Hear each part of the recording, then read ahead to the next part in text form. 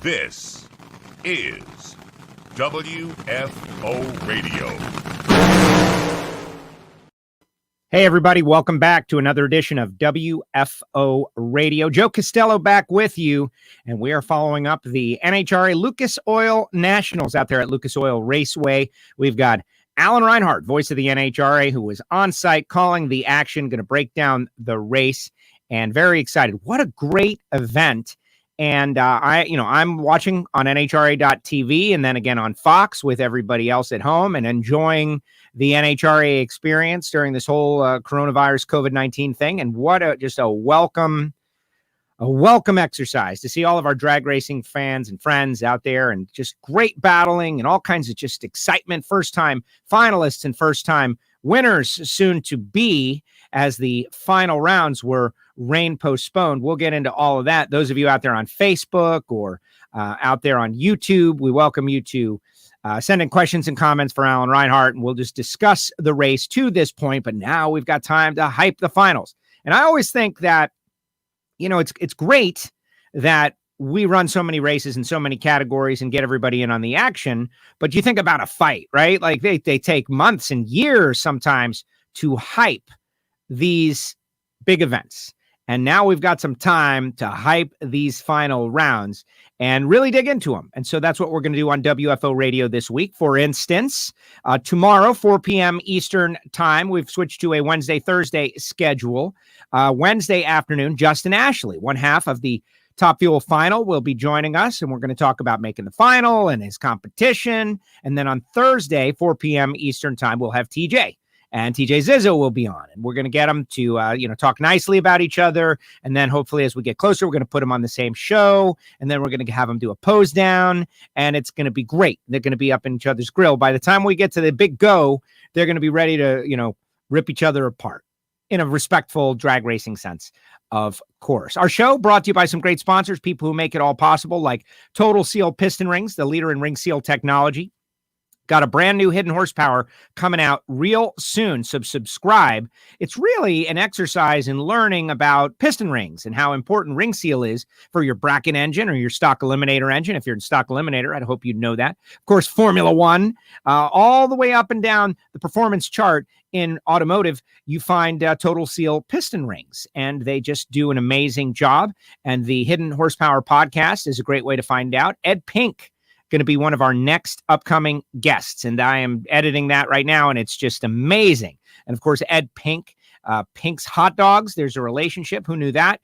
Really interesting stuff.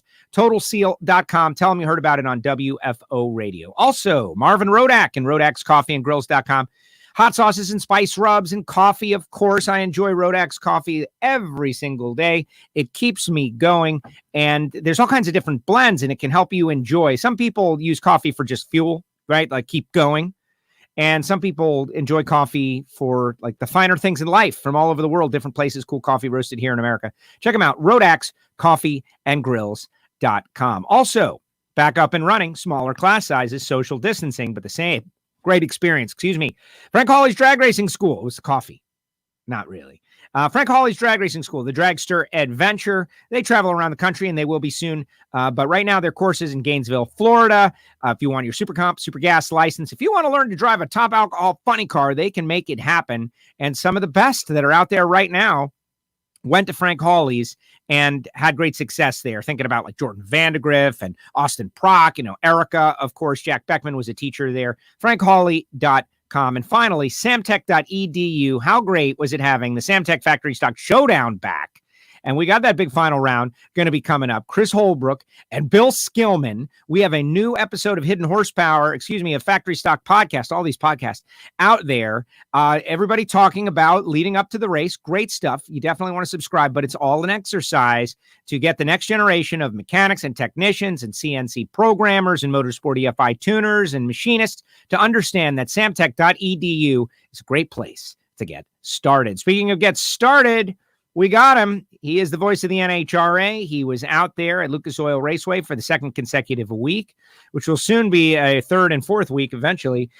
Mr. Alan Reinhart joins us now. Alan, welcome. How are you? Hi, Joe. Good to be here. I'm good. I'm spending a day at home today. My house needs a little attention, and my shop didn't really need a little attention. So No, What, back to work. Back to work. You know, sitting at home for Alan Reinhart. Everybody knows this. First of all, that's not even a house. He's just got a set inside the shop that appears to be a house. It's got to be a project to work on or something. No, I actually, when I got home yesterday, I got off the plane. I went to the shop. I had something I had to take care of down there, and I got that wrapped up.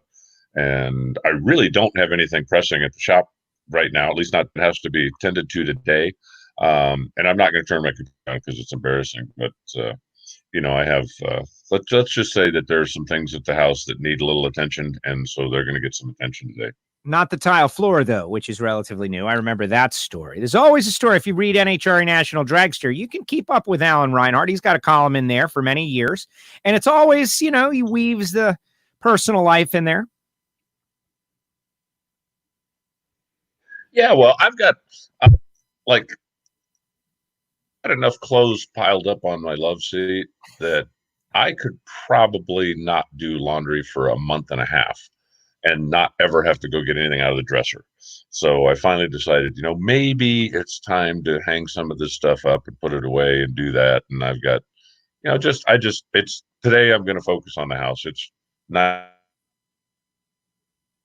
million degrees outside. So I'm just going to take a house day. That's it. No, every once in a while you need a house day. I do that also. And I get people laugh at me, but I get this pleasure of working on my home. First of all, it's the most valuable thing I own, and improving it's no different than a car, right? You do something to it. You're like, hey, all right, that's organized. Finally, let's never go there ever again, and it'll stay organized as best as is possible. So let's talk about this. First of all, we got some people checking in. Keith out there saying what's up. Carl Camp, Carl Franklin from Nitro Fist out there. Timmy Roach, who is a bracket racer from South Florida, out there checking in. We're going to invite people on Facebook and YouTube, really pushing the YouTube now, to ask questions, et cetera, and so on. But just give me the general vibe of the event in that we didn't get to run the finals. That's definitely a bummer. We get to hype them for a couple of, a month or so. Since we last met, I don't know if we had just announced that Denver and Brainerd were being rescheduled, but now we have another Indy race to look forward to. And it was very well done. Another event, very well done. Well, there's a lot that goes into it. Being in Indiana is very motorsports friendly, with, all of our teams that are based there. And of course the Indy 500 and sprint cars and just midget cars and dirt stuff. And it's just, Indiana is really a mecca for racing. And so they understand that in their state, racing, I think, is looked at very simply as an essential business because it's such a huge part of the state's economy. So, trying to get back to racing, there are other states that look at racing as not an essential business. Let's just put it gently there. But Indy sees it differently. They actually have a director of motorsports, for lack of a better term, they have a czar that now is in charge of all of this stuff. So when Casey Kohler, who is vice president of NHRA, a general manager, didn't Indianapolis Raceway Park, says, hey, to do this, what do we have to do? There's an absolute go-to guy in the Indiana state government that you can go to. And he's like, guidelines for this, look out for this, take care of this. This is what you need to do. If you do that, then you'll be in compliance. There won't be any issues. And so that's, a big reason why we're able to do that. There are certainly some protocols in place. Our crowd size is limited, and NHRA has pulled that back even a little bit more on their own. And the simple reason being, if they tell you you're allowed to go 50 miles an hour, there are some people that are always going to try to go 55 or 60 just to see if they can get away with it. And knowing in this particular case that if we do that, it's very possible that they will say, okay, you have to park. And we certainly don't want that. So, with the speed limit being 50 miles an hour, NHRA is going 30 miles an hour. As far as the crowd size. And I hope that makes sense from a reference point. But we're just trying to be way, way, way on the safe side so that we can continue to keep having the events. Denver right now, we're not able to go up there and put on an event like we'd like. There is hope that we will be back there sometime later in the year. Kind of all depends on what happens going down the road. Nobody knows at this point. But we can race in Indy. The teams want to be back on track. They need to get their sponsors back out in front of the world. The fact that we've had live TV windows on Fox, the Fox broadcast network, that's important. Again, it gets the sponsors out there. It keeps, NHRA out in front of our fan base from coast to coast where everybody can watch it. You don't need cable TV. You just need a hanger. And so another opportunity, when Denver wasn't going to be able to happen as scheduled, it's like, okay, instead of just crossing one off the calendar and losing a race, what can we do? And well, one of the answers was we can come back to Indy and do this again. So that's what we're going to do. And this next one is going to be the most like a national event that we've seen yet. Remember the first race, we had the super quick cars, we had top dragster, top sportsman, the Oakley Motorsports stuff, and that was it. I mean, it was kind of a soft launch, if you will. We needed to get the Mellow Yellow Series back on track. You need something to fill in, but we really didn't want to have 400 cars there. We wanted to have a manageable amount of cars and go through the motions, put together a 2-day event, make sure we could make it all work, make sure that we could make the Indiana Motorsports Czar happy, the Hendricks County Health Department, make sure we could make them happy. We did. So we came back last weekend, had a few more cars. We had, they ran a complete bracket race. The typical sportsman pro, super pro motorcycle, 4 brackets. How cool is that, by the way? You're like really was a bracket guy and you got a street car. Like Top Fuel goes down the racetrack and here comes like a Ford Explorer around the water box to go stage it up. That actually happened. Yeah, it was cool. And then we also had junior dragsters that were running in competition. And, we've had juniors come out and do exhibition races at the national events forever. But it was a 16-car qualified field. There was actually 2 fields for the quick kids, 790 index, and they qualified 16 cars. You know what the bump was? No clue. Take a stab. 790 index. Okay. 790, what? 792. 791 with a 6. Oh my gosh. There were 30 cars that came to qualify. And then for the younger kids, we'd have a tough time winning that. Did you jump in there like an adult would have a tough time getting in there and beating those kids, man? That's tough. That's tough racing. Well, let me tell you something. If you, like, hypothetically speaking, if you said, okay, super gas, we're going to qualify 16 cars and you had 30 of them there, that's exactly what you'd expect, right? 991 with a 5 or so would be the bump. Yes. Because they're that good.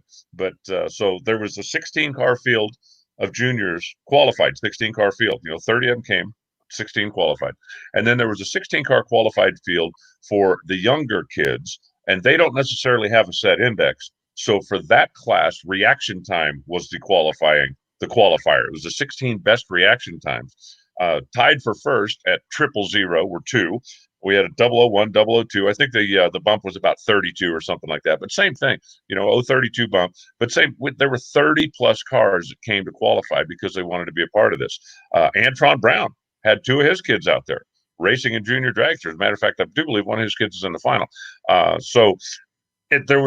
There was a lot of other stuff going on that's not national event normal. But what I started to say before, when we come back now in 3 weeks, in August, actually 2 weeks from now, they are going to run, it'll be much more like an NHRA national event because we're going to run the Mellow Yellow Series, and they will run in conjunction with the Division 3 Lucas Oil Series.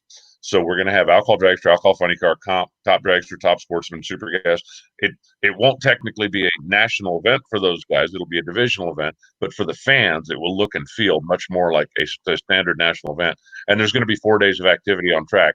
The Lucas cars will start on Thursday. They'll run on Thursday and Friday, and then the Mellow Yellow cars will have their 2 qualifiers on Saturday, race on Sunday. But it'll be a 4-day event with cars on track all day, all 4 days. Lucas Oil cars the first couple of days, and then basically the standard national event format the last couple of days. Very good. Looking forward to it. Very exciting. And some people are saying, let's just run the season in Indy, keep it safe. That's a thought that I've had. I don't want that, but I love having, and previewing my next NHRA National Dragster column, the idea that we have Lucas Oil Raceway to be able to save the day the way it is, our home stadium with the racers, many of them very nearby. They can sleep in their own beds. It's an amazing blessing that we have. It's not luck. It's happened by design, but as this situation plays out and we can go to a place, it'll be great if we can go there. And if we can't go to a place, Lucas Oil Raceway, home track of the NHRA. And like you said, like if we got to keep the numbers down so we can keep going, keep being on TV, keep exposing the sport to the television audience, social media, that it's great to have. You wouldn't choose it initially, but it's great to have as a backup plan. And I just basically read you my entire next National Dragster column, but you should still subscribe. You should still subscribe. Well, good.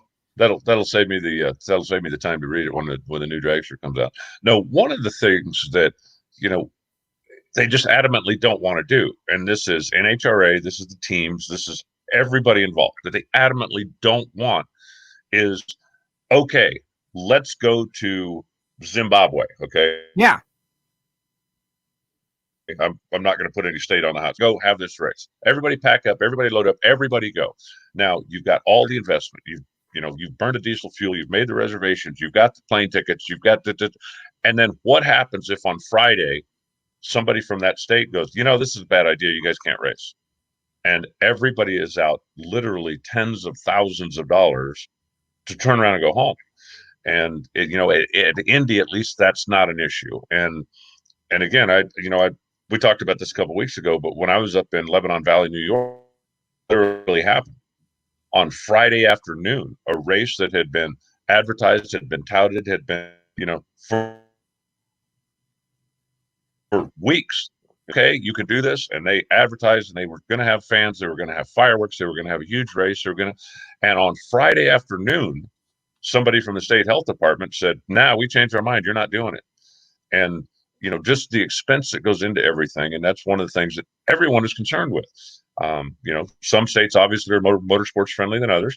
Some places obviously are more opened up than others. And the last thing I'm going to do is get into politics, but we need to know, if we say, okay, we're going to go to XYZ Raceway in A to Z state, that once we get there, we're going to be allowed to go ahead and put on the show and race. And right now, there's just such a big question mark in so many different places. And, racing at home, it's just, as you mentioned, it's financially easier on the teams. With NHRA owning the racetrack, that certainly helps. That, from a flexibility standpoint, it's like, they can change rules on the fly and do whatever they want. So that helps. I sincerely hope that we get back on the road, and I know, weekly, and I'm sure you hear the same thing, right? Oh, well, there's absolutely no way we're going to be able to go to Castello Raceway. Yeah. And then next week it's like, oh, well, hey, things are looking good for Castello Raceway. It's all set. And that literally happens every week. And so that's what everybody's dealing with. And, I know that NHRA is in contact with the teams, and I know that everybody's having input and everybody's being listened to. It's like, what's the best way? We've got to get back on track. We've got to get rolling again. But what is the best way? We don't want to get anybody sick. That's absolutely first and foremost. We don't want to get anybody sick. The second one is, we don't want our teams to spend a bunch of frivolous money traveling someplace just to turn around and come home, because everybody is already got, they're in tight budget constraints. And so we're trying to do everything we can to make sure that we're not wasting any money. That's a big part of the two qualifying sessions and the 2-day because it's so much cheaper, even just from a hotel and motel standpoint. A lot of the guys live in Indy, not everybody does. But if you fly a guy in Friday morning or Saturday, literally some of the guys are flying in Saturday morning, they go to the racetrack Saturday, they race on Sunday, they fly home Sunday night. When we're finished at 2:00 or 2:30 or 3:00 Sunday afternoon, you can get a Sunday flight out. So 2 days in a rental car and 1 night in a hotel room is cheaper than 5 days in a rental car and 4 nights in a hotel room. I mean, anybody can figure that out, right? So even I can figure that one out. But all of that stuff is coming in to part of the equation, and the teams don't want to spend thousands or tens of thousands of dollars driving someplace just to turn around and come home. And that's a legitimate fear right now. In Indy, it's not, because so many of the teams are there anyway.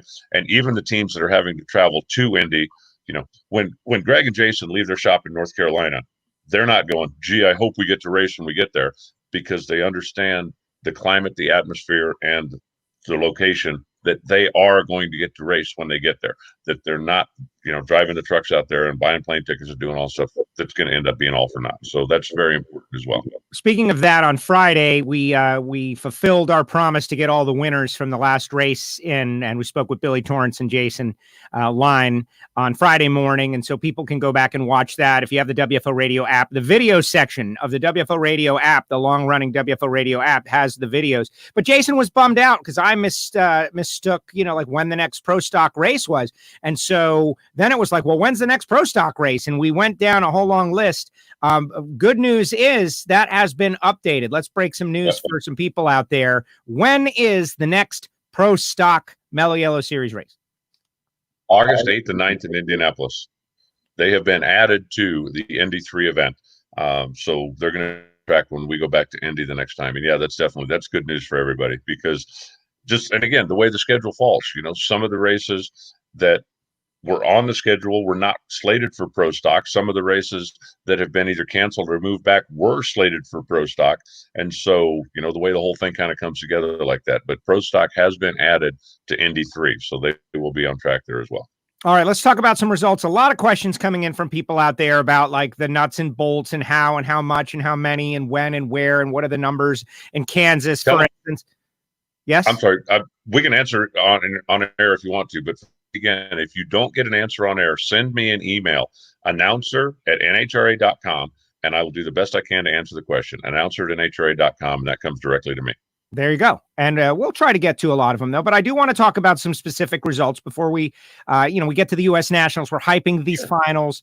But I'm just so happy for TJ Zizzo and Justin Ashley and Top Fuel in general that we're going to have a new first-time winner. We've got first-time finalists, and Justin is fighting and clawing. He's a great driver. We already know his ability to leave, and he's going to a final round. He's got a shot at a win.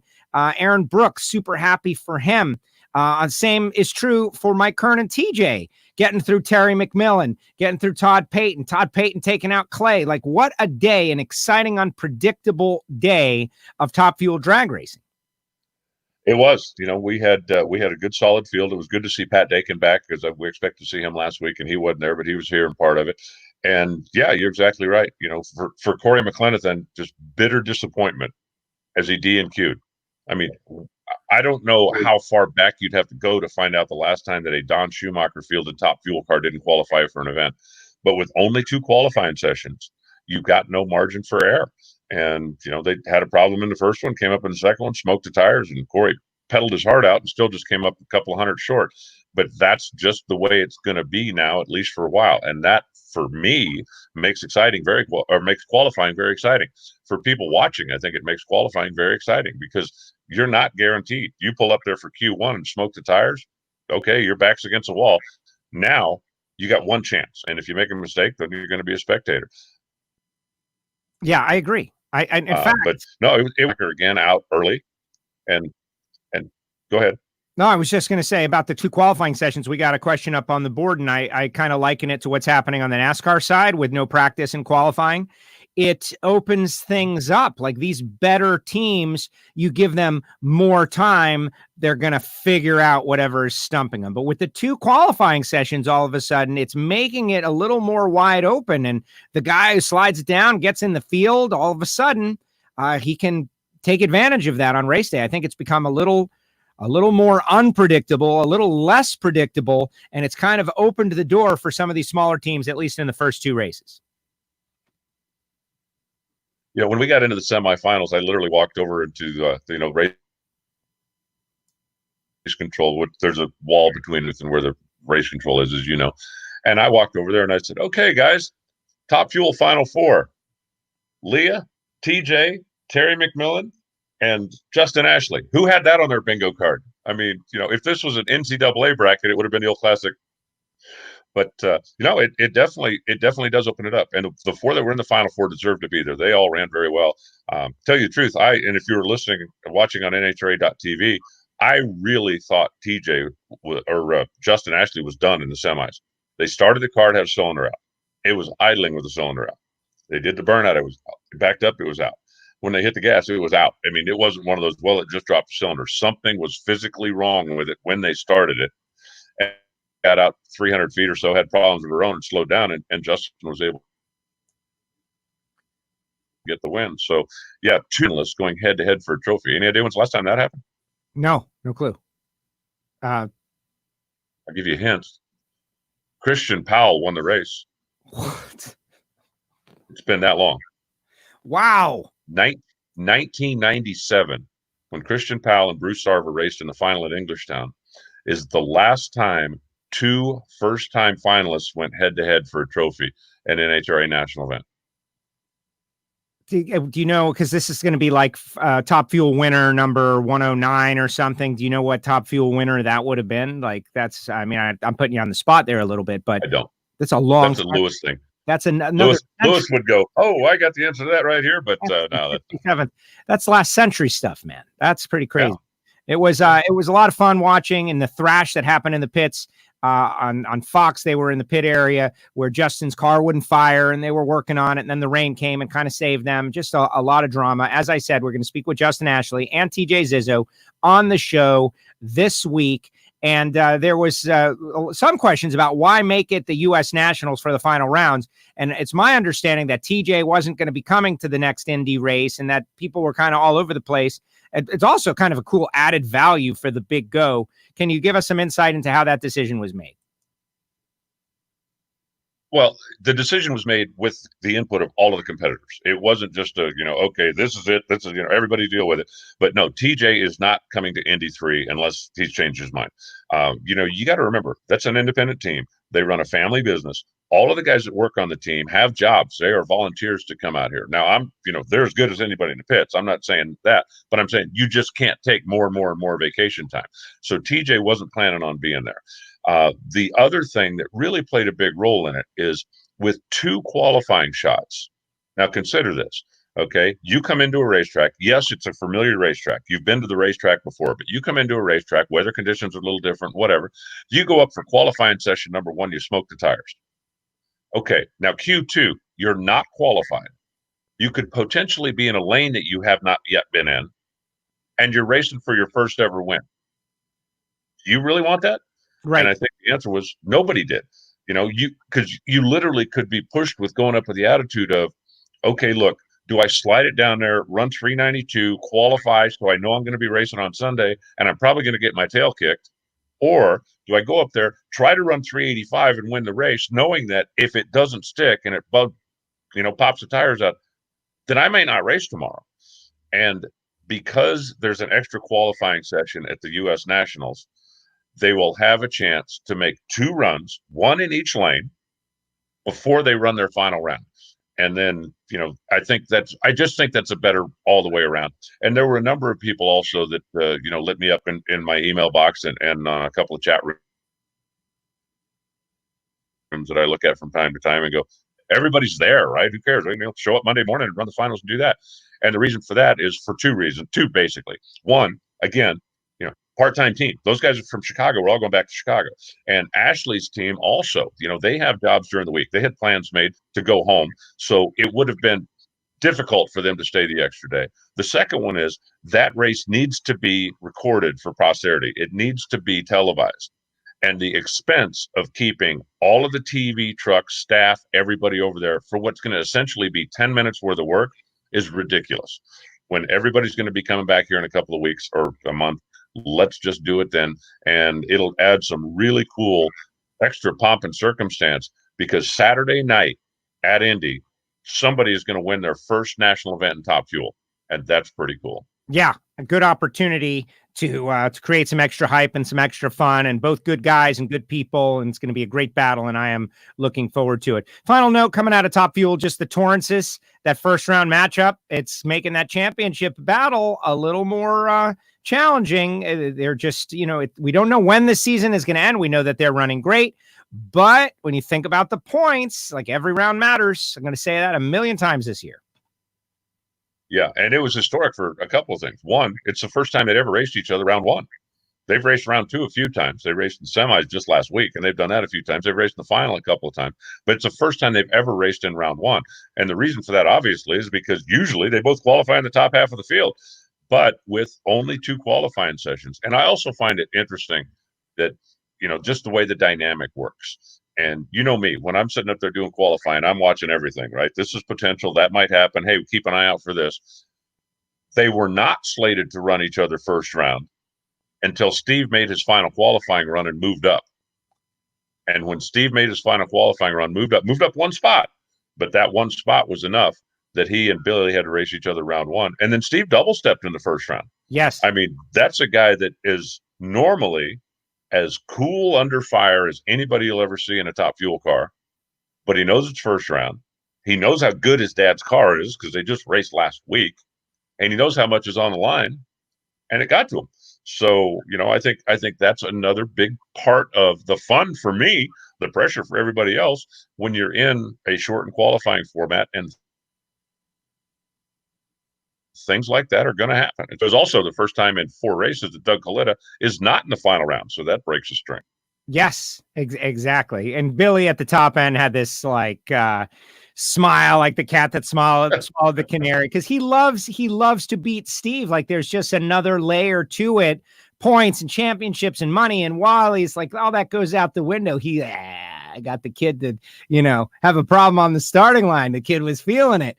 And it's great for that old guy, young guy dynamic, right? Like the fathers and sons that are sitting in the grandstands or watching on the couch, and the dad gets to elbow the son and say, age and treachery, that whole deal. It was very fun.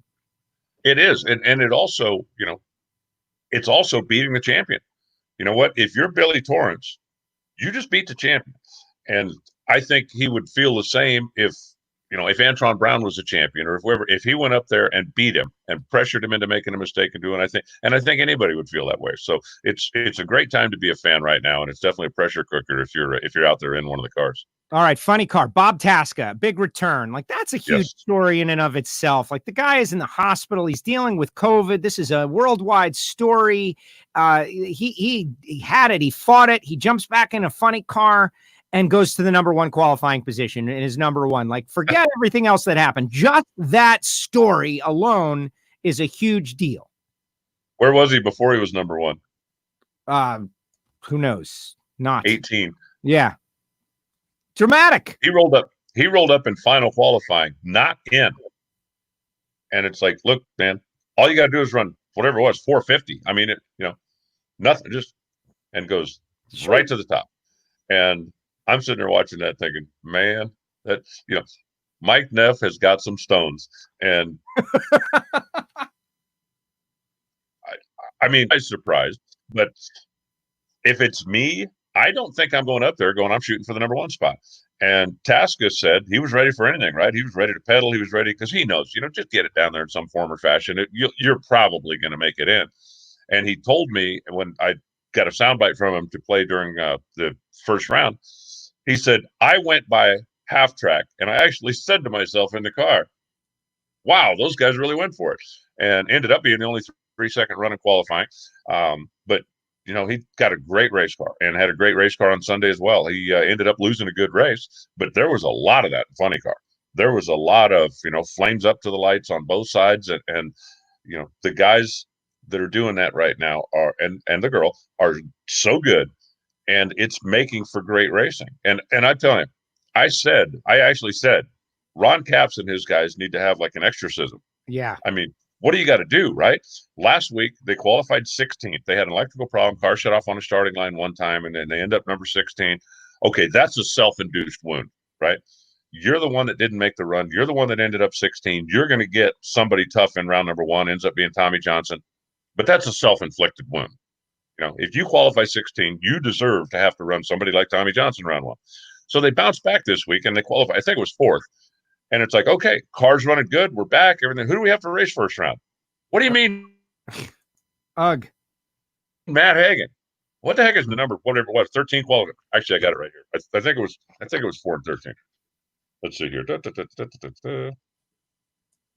Yeah. And it's like, and then, Dickie Venables makes the run that he should have made in qualifying. Ron makes another good run and ends up losing a close race.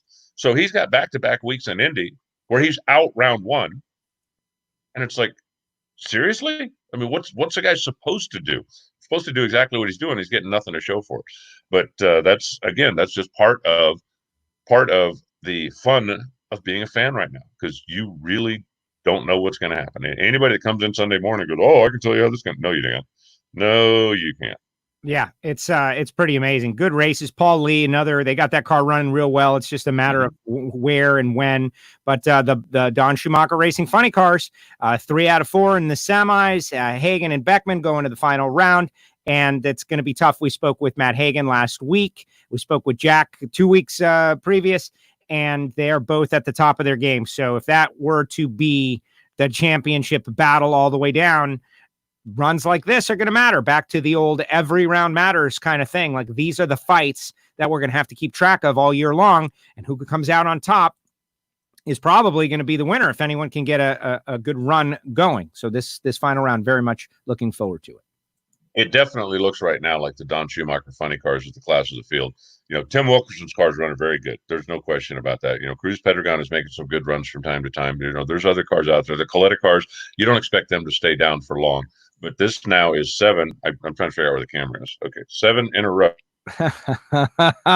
It's hard. Yeah, let me solely you out. There makes it 7 easy. That Don Schumacher's. No, I'm not doing it again. 7 national events in a row that Don Schumacher Racing is going to take on the funny car trophy. And for anybody that wants to say, "Oh yeah, well, the John Force cars aren't there, so it doesn't really count." Well, the all-time record for Don Schumacher Racing is 10 in a row where they took home the funny car, and John Force Racing was there for all 10 of those. So I'm not putting an asterisk next to anything that's happening right now, because the bottom line is, you show up, you beat everybody that they tell you to beat, you end up with the trophy. You deserve the trophy, and they shouldn't put a mark next to anything about that, because you did what you did. And as I said on the PA, there's still no word from John Force. He did make a statement 2 months ago now or whatever, but that's been the last thing that's come out of there, and they haven't said anything. I'm going to focus on the guys that are racing. I hope they come back soon. We certainly miss having them out there, but the focus right now should be on the cars that are on the racetrack. And for those of you who have had that question in the question section, I just knew that Alan would get to it and nail it and knock the ball out of the park. The speculation, I get it. If you're a fan of John Force Racing, Robert Height's the champ, you want him to be there, but this is one of those circumstances where you just got to let it ride and deal with what the circumstance is. And like we've said, who knows what will happen down the road, but the people that are there are entertaining us. And thank goodness for them. Simple as that. So Top Fuel funny car, great racing. Kev has a question, kind of I don't know, I don't want to call it a silly question, but an interesting question. Is this a courage question, Kev? Like, do you think funny car drivers keep their foot in it longer than the dragster guys? Is that a courage question? I don't know. Or is that a technical question? What is that? Well, I mean, I guess because dragsters get to the finish line a little faster, not a lot faster, but a little faster. Yeah. I think, as a general rule, when the engine is behind you and it's not going to blow up in your face, you might pedal it an extra time or two. But I also think that and I got to get it there. I want to win this race, or I got to qualify, or I got to, then, you just go. So, I don't think, I don't think it really matters a whole lot, one or the other, as far as which drivers are more aggressive. I think, if you're getting in a car makes 11,000 horsepower, you're a pretty aggressive driver to start with. All right, Pro Modified, E3 Sparkplugs Pro Mod, their start to the season. First of all, great racing again. Like, it's bizarre for me because I want to be there. I want to be there. But boy, I have a good time watching on the NHRA.tv because the coverage is so good. And just some people really doing well, like Clint Satterfield and Blower Bob getting to the semis. But in the end, it was Chad Green, who we had on the show a couple of weeks ago. Chad's going to be on tomorrow, 4:20 or so. He's going to the final round. We're going to have a first-time Pro Modified winner as well. And I think that's just good for the sport when you can have first-time winners. Stevie Fast struggled a little bit. Jeff Barker did real well. Kind of had a wild run in qualifying, but Pro Mod lived up to the hype. It did. And it was really, it felt like a nitrous type of atmosphere. It was warm. There was a lot of water in the air. The water trains were over 125 all day on Sunday. And that really makes it, I think the nitrous cars have a tendency to thrive a little bit more in that. And for those of you that are really into engines, the technicalities of it is, the blower guys are restricted to a percentage of overdrive.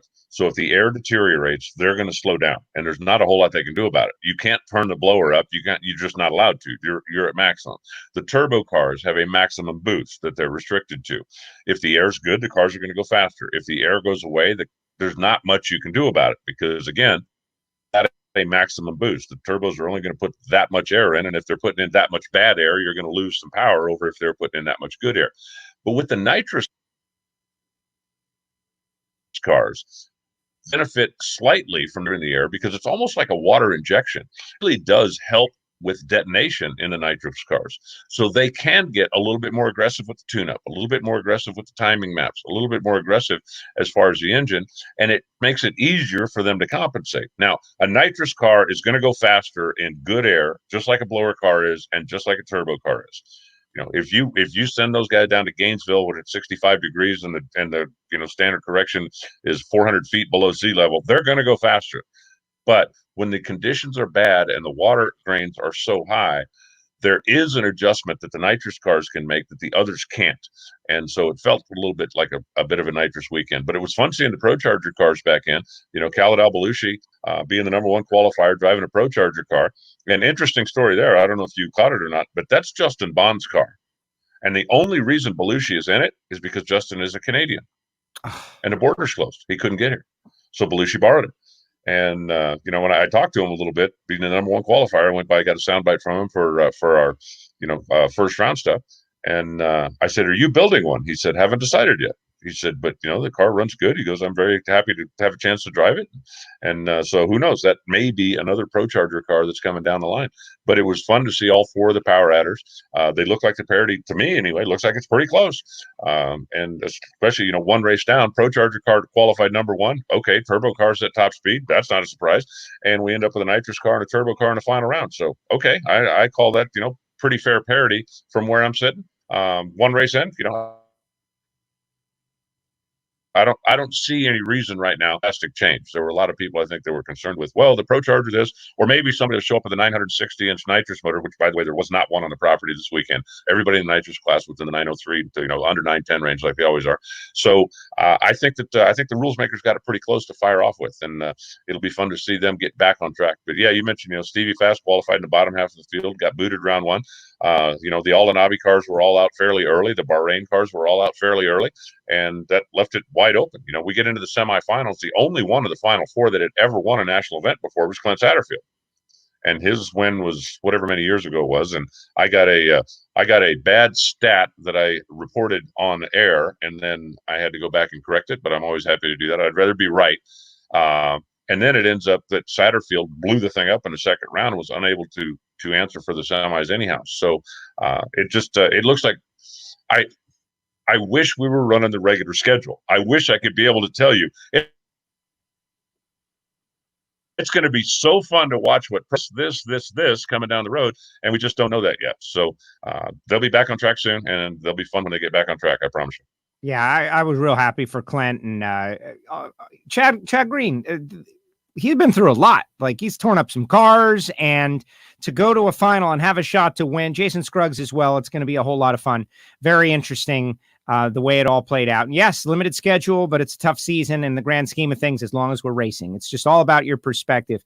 Samtech Factory Stock Showdown.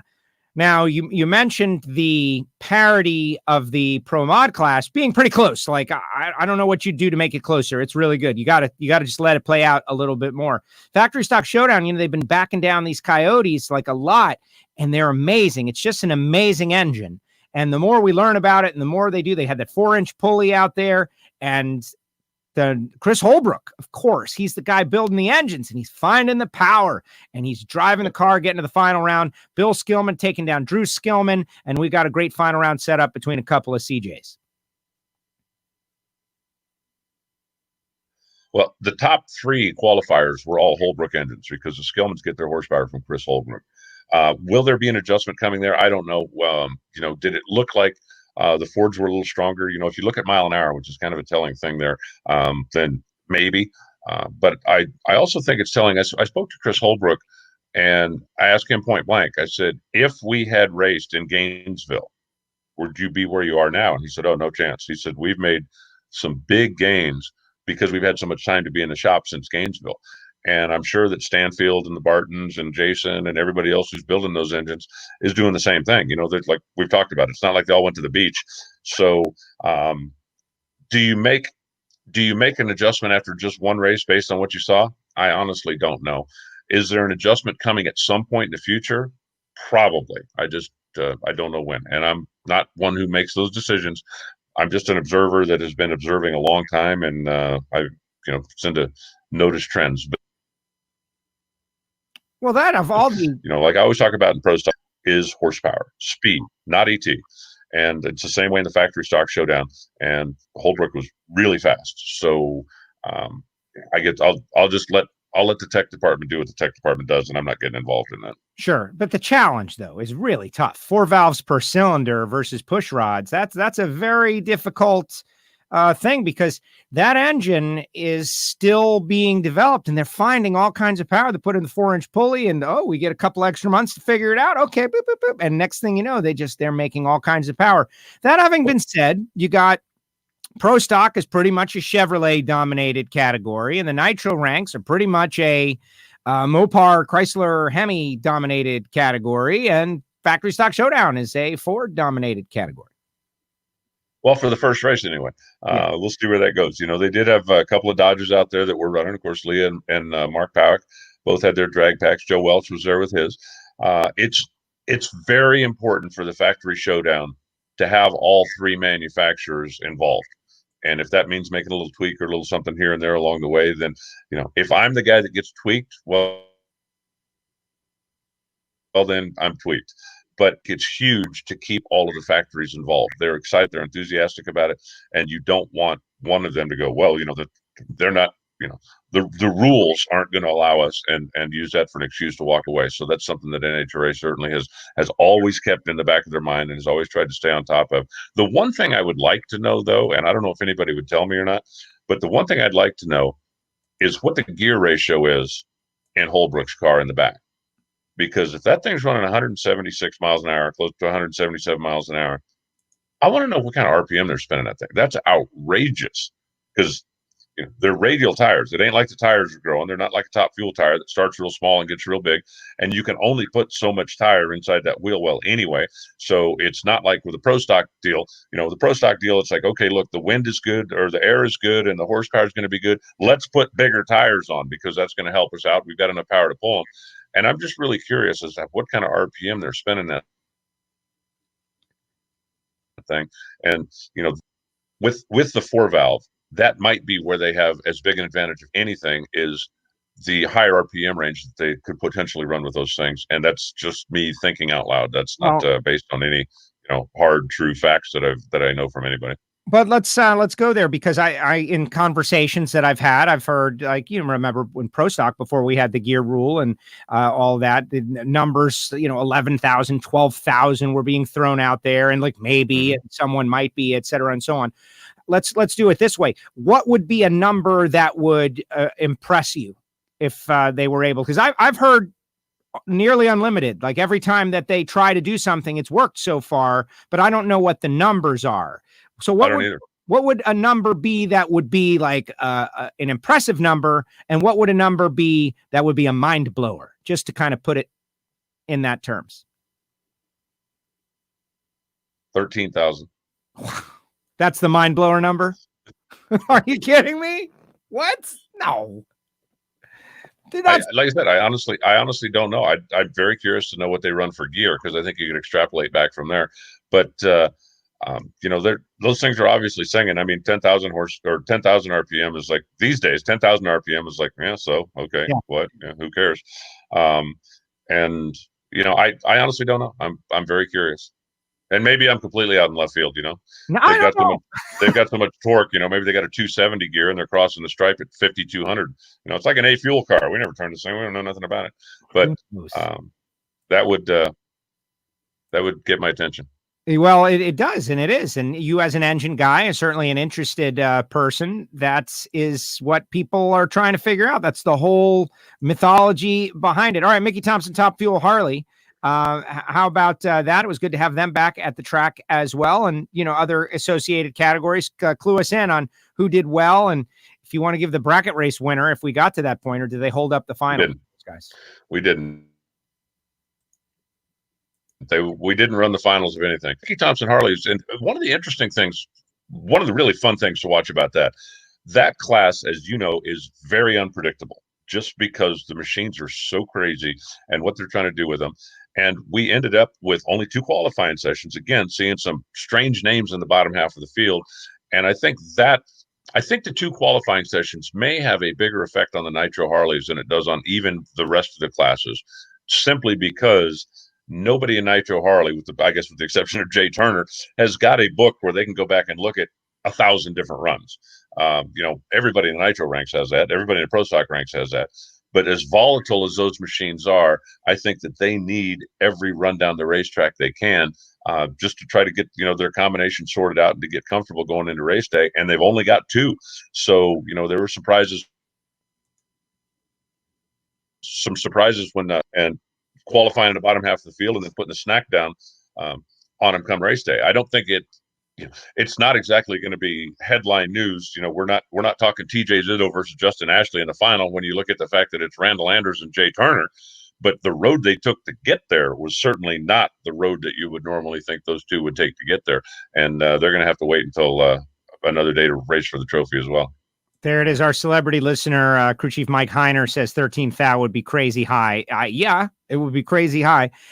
72 old says it's sad about Pro Stock not being at many of these races, but we have already updated everybody that they will be at Indy 3, so to speak. And so some good news there.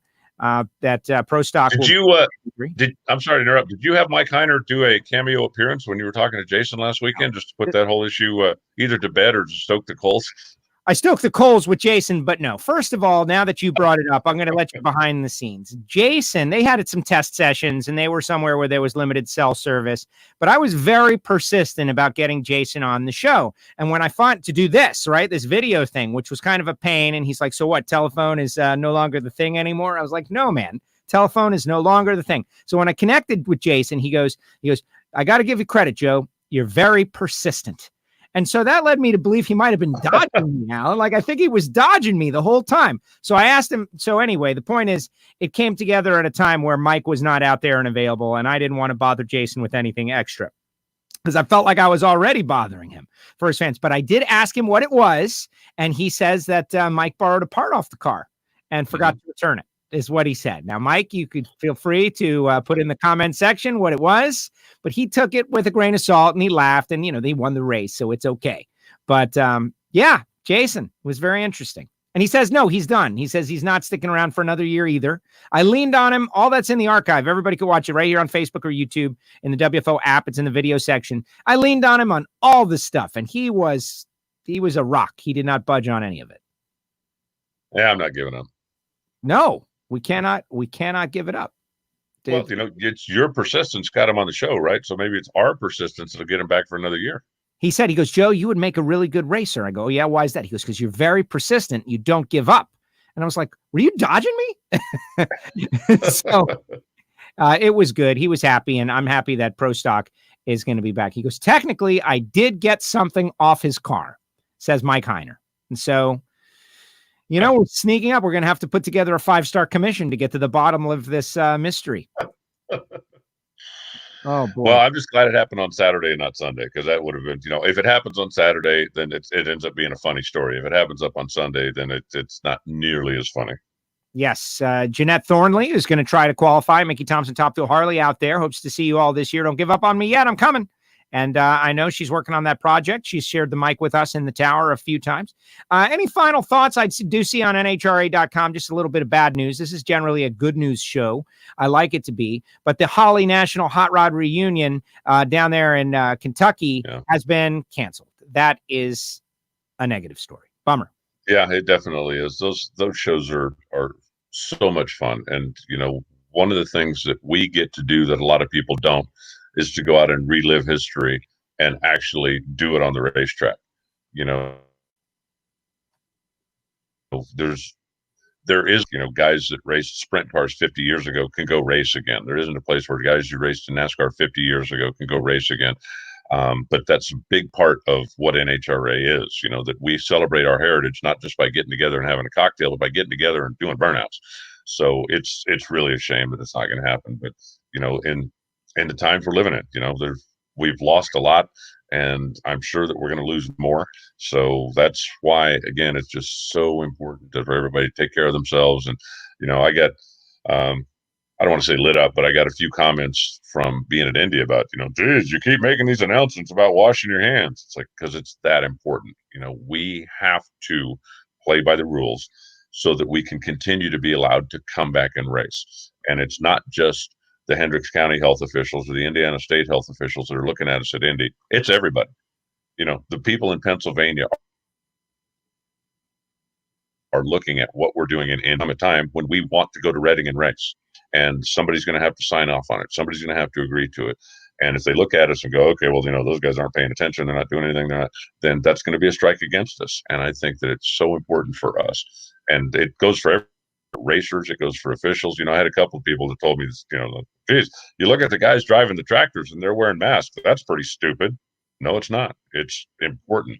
And yes, if you're inside a tractor by yourself, you are perfectly socially, and certainly nobody's going to sneeze on you, and you're not going to sneeze on anybody. And could you take your mask off there and be reasonably safe? Absolutely, you could. But if we're asking our fans and we're asking our racers and we're asking everybody to wear your masks while you're at the track, period, then our officials need to set the example. And that's exactly what they were doing. They are out there setting the example that, look, yes, we are asking you to do this. And yes, we are reminding, but it's not like we're not doing it. I am wearing one in the announcer booth while I'm talking. Simple as that.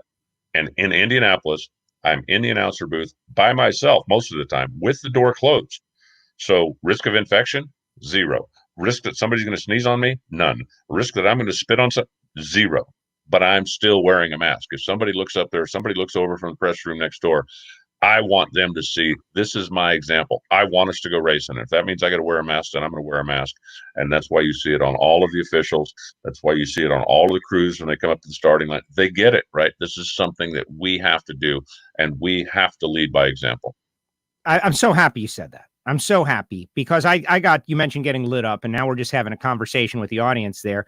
I got an email from a guy last week, nice guy. And he's like, man, I'd listen to the show to escape from the politics. And, it's always fun. And I was like, hey man, I feel like I get it, but I feel like the politics maybe came and found us on this one, because we just want to go racing. And this is the way we go. The good news is, I think, is that everyone is now on the same page. Even the president of the United States, like yesterday or whatever, tweeted a picture of himself wearing a mask, setting the good example, saying it's patriotic to wear the mask because it's going to be what enables us to keep doing what we got to do. And nobody thinks it's fun. This is not fun. It's a necessity. You do it because it's the right thing to do. Like your surgeon comes in and you're getting ready to get knocked out because of surgery, and he doesn't have the right gear on. You might think, hey, this is a little odd. This is just what we have to do in this very, hopefully, short amount of time. And by doing it, the time will become shorter and we'll get back to business. That's the way I look at it. I sure hope so. And like I say, I think that, I think it's important for NHRA to lead by all of our officials and all of our workers, and that includes me, are wearing a mask all the time when we're at the racetrack. Then when we're asking somebody to do something, our fans, our racers, our crewmen, when we're asking them to do this, it's not like we're telling you, well, you got to do this, but I don't have to.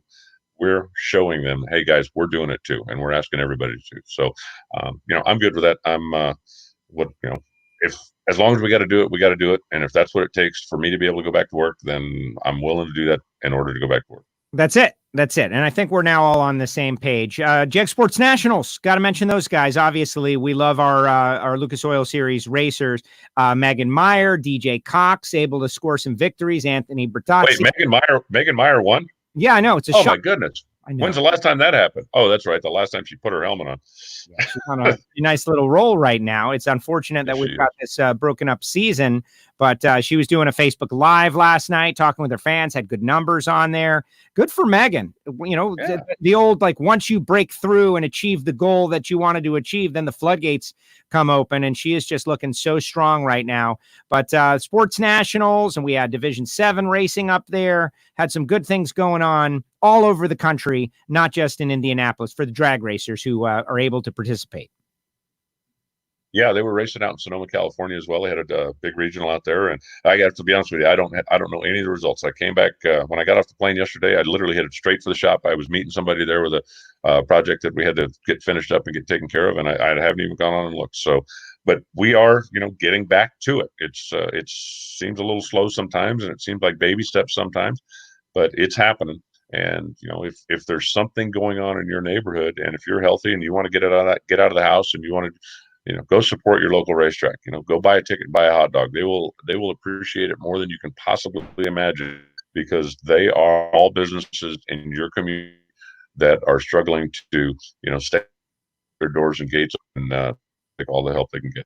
Absolutely. Yeah. And my local track down here, I think they're going to try to race again August 1st. And if they do, then I'm going to try to go and get back on the horse again. We shall see. Alan, great job as usual. Really appreciate it.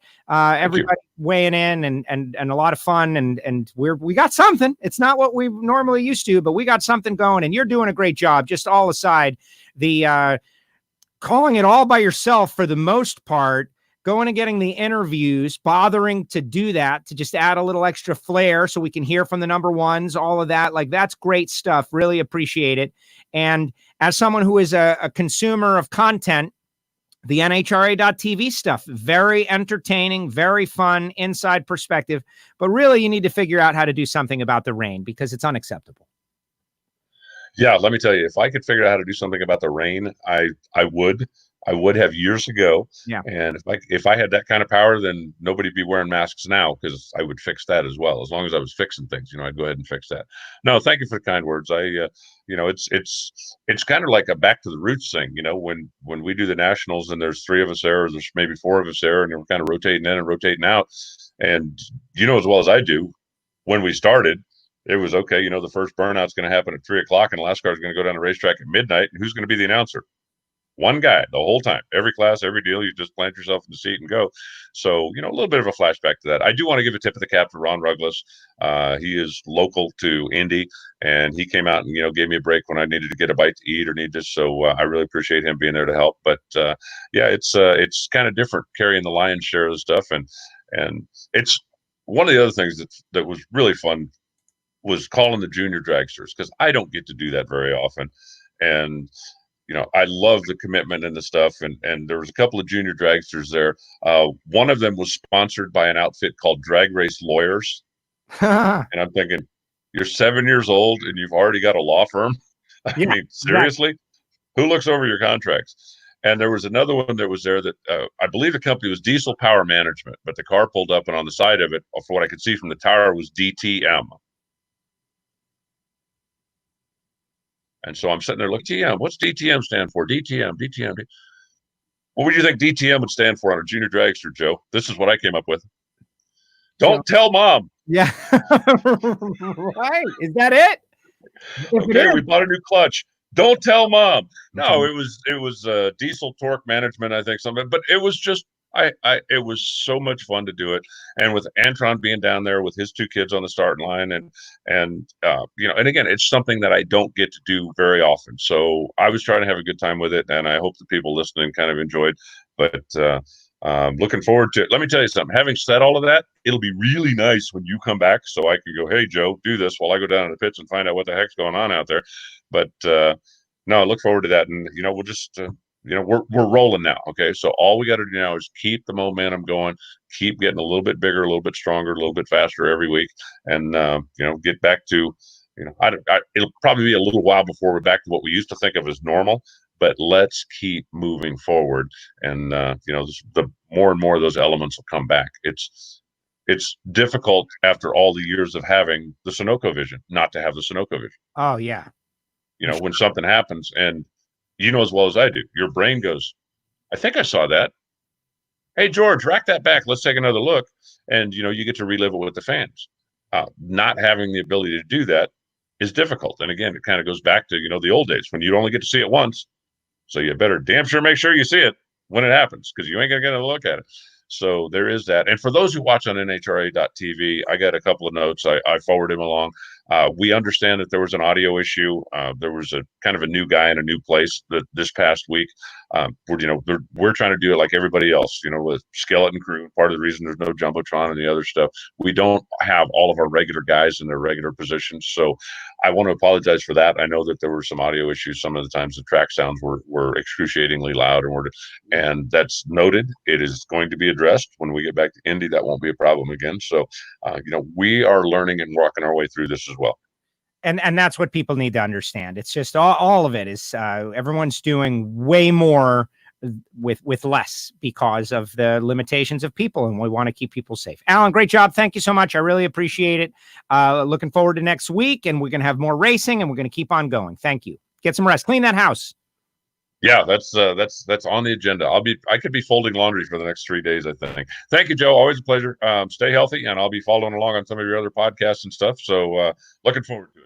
All right. Thank you, Alan. There he goes. The voice of the NHRA, Alan Reinhart, with us here on WFO Radio. How great was that? Now, I saw some comments up there. I'm going to get to some of them. I'm going to scroll through some of the comments that we got through. I do want to mention a couple of things that I deem as important before we get to anything else. Like, I really want to send out some free stickers to you guys, like WFO stickers, free. I just went to the P.O. box today, and it was cool. There was a bunch of envelopes in there. And so we got WFO stickers that I'm going to be sending out, and it's going to be great. I'm like making it rain in here. All you got to do is send a self-addressed stamped envelope to the address on your screen, P.O. Box 848-353, Pembroke Pines, Florida, 33084, care of Castello Media /WFO stickers. And my favorite thing is when somebody includes like a nice little note, like Mark. I really enjoy the podcast. I listen to the podcast app on my iPhone. Keep up the good shows and great content. And thank you for the stickers and face mask. If you have any left, sincerely, says Mark, I guess Fitzgerald or Flatman, excuse me. He is in Arlington, Virginia. I used to live in Arlington, Virginia. He lives like right down the street from where I used to live. And I think it is great. The masks are out of stock temporarily, but I did load you up with stickers. Mark, thank you so much for listening. And this guy gets like the long distance award. Hey, Joe, I've been listening every week. Love the way you've been hitting it hard and get to have races. Usually I live in Seattle. Excuse me. Wrong. I usually make the Seattle race, but it got canceled this year. If you ever get to Alaska, give me a call. We have a drag strip up here that's now an NHRA track, says Steve, who is a retired pilot and sent a nice little note. I really appreciate that. It makes me think that there's actual real people out there. And even like this one, you can't see that. There it is. Just a nice little thank you. And whatever was on this definitely died while it was in the mail. So send me a self-addressed stamped envelope, P.O. Box 848-353, Pembroke Pines, Florida. Also, WFO Radio t-shirts. Get one at nitrofishracing.com and use the promo code WFO20 and save a bunch of money. Not just on the WFO stuff, but on everything. Thanks to Bo Butner and Randy Lynn. Of course, Bo out there running in pro modified. There can't be a race without Bo doing a little stuff. All right, let's see who's out there and what you got. Let's see. Mark, sorry I didn't think about a note. Yes, Mark, you failed, but I did send your stickers, and they are going to be on their way very soon. So do not worry, Mark. You did a fine job. You do not have to send me a note. I don't need to, but when it comes, it's really nice. And if you want to send like cash, that's good too. Cash money. What's the address again? Oh my gosh, I'm going backwards now. Here it is, Mark. It's P.O. Box 848-353, Pembroke Pines, Florida, 33084. The problem is your comments over it now. And there you go. Jim Norris, another great show. Thank you, Jim. Alan, this is a recap session that you would hear if we were on the air or not on the air. This is talking about the race. And we've been doing this since 2006. If you've been listening to the Ignition podcast, you've been getting a lot about my professional background, radio, Miami radio. I mentioned that I had a colleague who passed away, George Rodriguez, who was a big part of my early radio days, getting on the air, all of that stuff. Died at 55 years old, heart attack, just a horrific story. But I've been reconnecting with a lot of my friends from the South Florida radio community, but also just like what was going on back then and like my arc, like how I got here, so to speak, like why I'm doing this WFO. And it's been really interesting. A lot of self-reflection. And we do that on the Ignition show. But, you know, how did we get here and where did I work? And working at XM satellite radio and then NASCAR radio. And then when NASCAR radio moved to Sirius, they panicked, man. And they were like, what are we going to do? It's like, dude, drag racing. And that's where I met Alan Reinhart. I remember calling NHRA and saying, listen, we want to do a day out of our 5-day-a-week schedule about drag racing. Can you put me in touch with, you know, somebody that would be willing to do this? And so Alan was the person. And I knew Alan from being a fan. And Bob Fry, and having gone to NHRA national events since 1980 every year, I was pretty up on who the broadcasters were. And Alan was a talent. And has always made time for this show. And then when it got blown out from XM and started WFO, he was the first, you know, guy. No, we're going to keep doing it, man. He's going to keep doing it. And Mike King and Bob Varsha, who did IndyCar and Formula One with me, you know, it was a little different. We were in a fight for survival, and we obviously survived. And then when my business partner, Eric, passed away, like one morning, I found out, like, oh my gosh, my business partner, he died. What am I going to do? It's going to change. Things are going to change. Alan was there also. It's like, listen, man, you can count on me to keep on going with this. And I was like, all right. And so here we are now. I think he probably is second guessing it now that we're probing through video into his house with clothing sitting all around on the couches. But then again, mine is the same way. Monica, great listener out there. Great show, guys. Kev, NHRA.TV is so good, but can we have top end interviews, please? As for someone who is an international viewer, I don't get to see the FS1 show. Yeah, that's usually my job. Top end or starting line. And yes, I really want to be back there. You can imagine. How are we going to do it? How are we going to accomplish it? What's it going to take? These are not things that I make the decisions on. Obviously NHRA makes the decisions, but you can bet that I really want to be there. And it's killing me to not be there. How about that? Okay. I'm doing what I can with WFO as best as I can. But yes, it's very upsetting and frankly, very troubling that I'm not there. And it's very sad. What can I say? Let's see. Jason Galvin, preach, brother. I wore a mask at Indy all day. To the guy who reached out to me about the getting political. I get it, man. I get what you were saying. Do you think I want to talk about masks? Do you think I want, even though these WFO radio logo masks are great and soon will be available at nitrofishracing.com in a combination with the WFO radio t-shirt. So you get them both. And let's face it, it's providing everybody a fantastic marketing opportunity. Everybody loves it. But it's not about getting political. It's about what needs to be done to keep racing going on. And if everybody's got to hop around on one foot all day, I'm ready to do that. I'm ready to do it. All right, here's what's up for the rest of the week. Tomorrow, 4 p.m. Remember, we started a 4 p.m. Wednesday show. Tomorrow, 4 p.m. Wednesday. We have got Justin Ashley. Justin is going to be on the show. We're going to talk about him making the final round. We're also going to hear from Chad Green. Chad has been on in the past couple of weeks. He's excited to come back. He's coming back. And, you know, he's getting media savvy. So we're like putting him through the paces of interviews and critical stuff. So everybody have questions ready for our guests tomorrow. Justin Ashley, Chad Green, we're going to let you attack with questions and obviously be pretty good. What is this? Please PM me the address for stickers. Gosh, man, you guys, like it's on the screen. Keith, it's on the screen, buddy. I'm reading it to you. Rewind to the podcast. Private message me my blood type and details. I will, Keith. And who's the guy who wanted the happy hour show back? These people, look at this. We'll be doing happy hour this week. The happy hour show is on temporary pause. We brought it to an end because we felt like we were going to be returning to racing and the interest level would have waned. This is clearly not the case. So the happy hour show is going to make a return in the next couple of weeks. What, why, who, when? I am in discussions of a really interesting one. Would it be great? Would it be the best one ever? Would it be interesting? Would it be technically challenged? Like, we don't know. We don't know. But I am working on it. And I know everybody that's been reaching out about Courtney Enders and Jason Logan.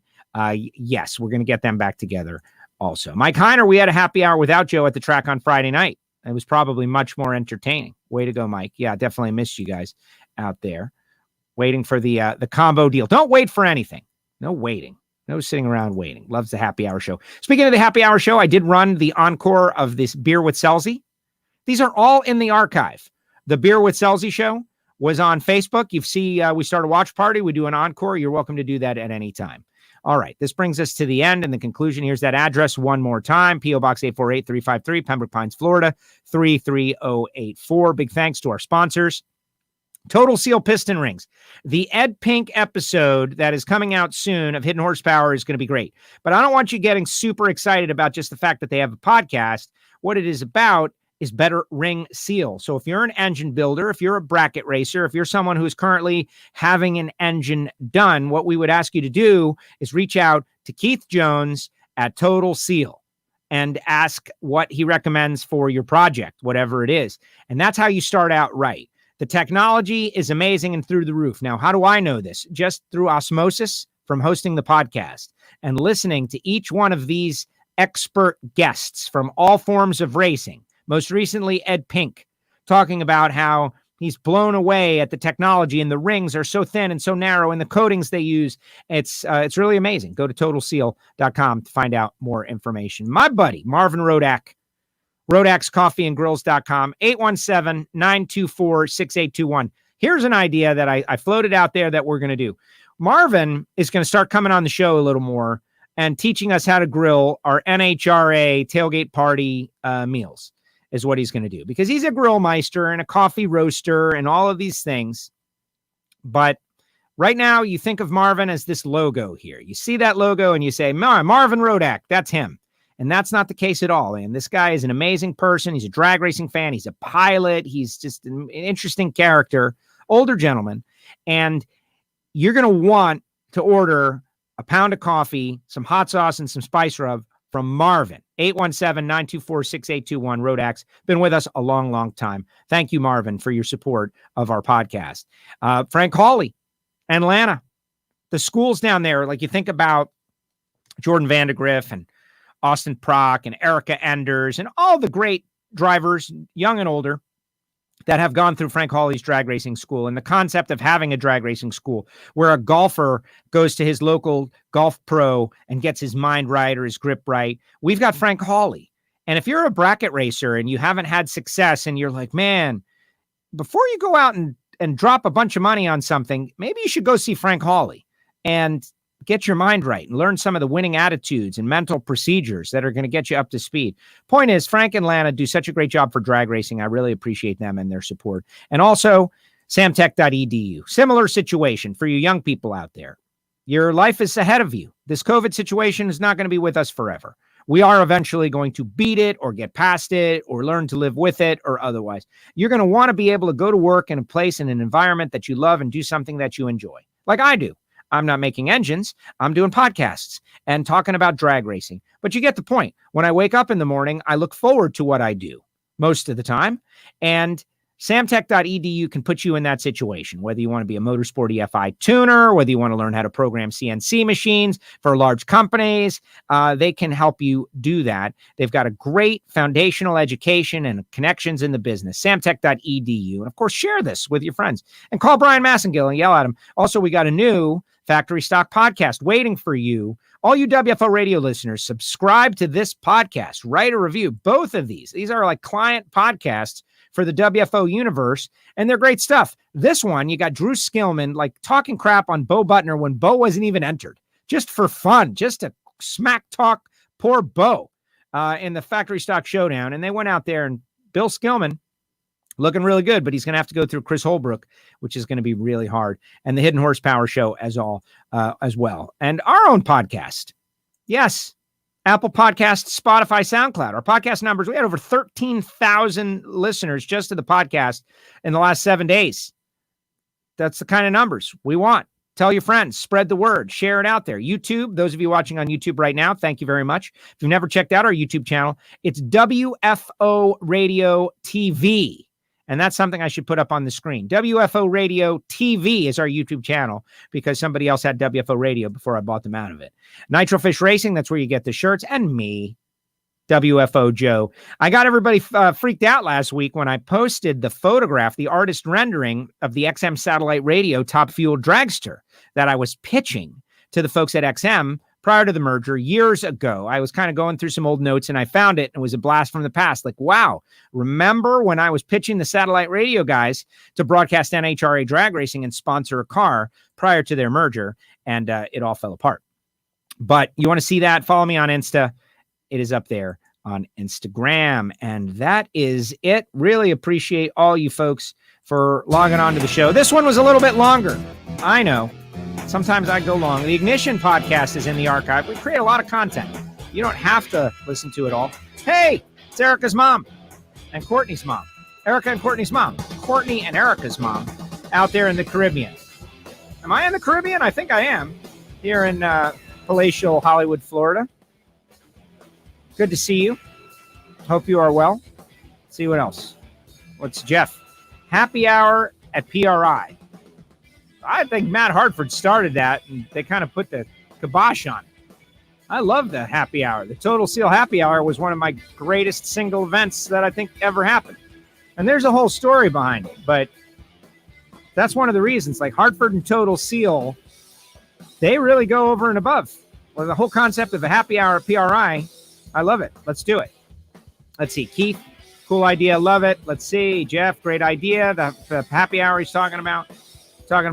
Mike Heiner. Maybe we can get Rocky on a happy hour show with you. He's always pretty happy. Very possible. Booking PRI rooms. Dwayne LaFleur. What's up, Dwayne? Working for Lucas Oil. Thank you very much, Dwayne. Hopefully you're doing great. Everybody's safe. Having a lot of fun. As much fun as is possible. All right, everybody. That's going to do it. Thank you very much for watching our show. Had a big audience today. Good audience. Good enough. Most people watch after the fact. Really appreciate everybody. And let's keep on trucking. Simple as that. Okay, let's do it together. Tomorrow, 4 p.m. Eastern Time, Justin Ashley, Chad Green. You're going to pepper them with questions. And we're going to talk about Justin and TJ. Then Thursday, 4 p.m., TJ Zizzo and Jaron Settles, the flying airbrush. We're going to discuss his art, talk about his methodology, one of the best painters in all of the world. The flying airbrush is going to be on WFO. Be ready for that. All right, everybody. We'll see you next time right here on WFO Radio.